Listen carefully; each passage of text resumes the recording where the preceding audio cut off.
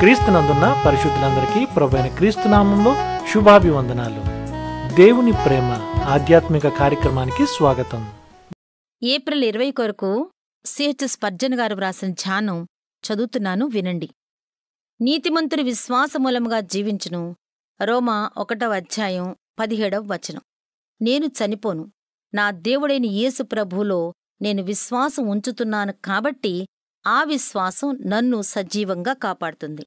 తమ జీవితకాలంలో యథార్థంగా ఉన్న వారిలో ఒక్కనిగా దేవుడు నన్ను చేరుస్తాడు. నాలో సంపూర్ణత అనేది లేదు కాని ఒకవేళ నేను సంపూర్ణునిగా ఉన్నప్పటికీ నా స్వంత నీతితో బ్రతకటానికి నేను ప్రయత్నించను. యేసు నా కోసం చేసిన రక్షణ కార్యంతోనే అతుకబడి ఉంటాను.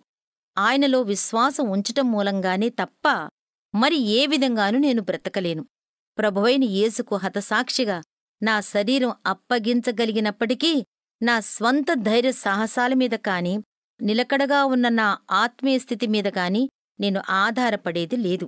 అప్పటికీ నేను విశ్వాసం మూలంగానే జీవిస్తాను. ప్రభువు కొరకు నేను హతసాక్షుల వరుసలో ఉన్నా నా రక్షకుని నామంలోనే బ్రతిమాలుకుంటాను.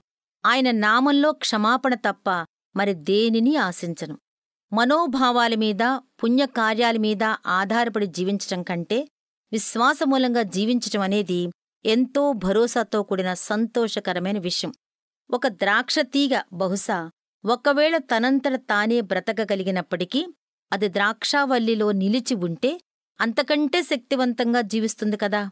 యేసులో అంటుకట్టబడి ఆయనకు అతుకబడి ఆయనలోనే నిలిచి ఉండి ఆయన నుండి సమస్తమైన సారాన్ని అందుకోవటం అనేది ఎంతో మధురమైన పవిత్రమైన అనుభవం. ఎంతో గొప్ప నీతిమంతులే అలా జీవించాల్సి వస్తే నాలాంటి దీనపాపి ఇంకెంతగా ఆయన మీద ఆధారపడి ఉండాలో కదా.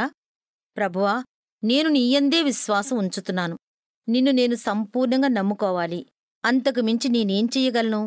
నిన్ను నమ్ముకుంటేనే నేను జీవిస్తాను. అదే నా ఉద్దేశం. నా జీవితం చివరి క్షణం వరకు ఈ మాట మీదే ఉంటాను.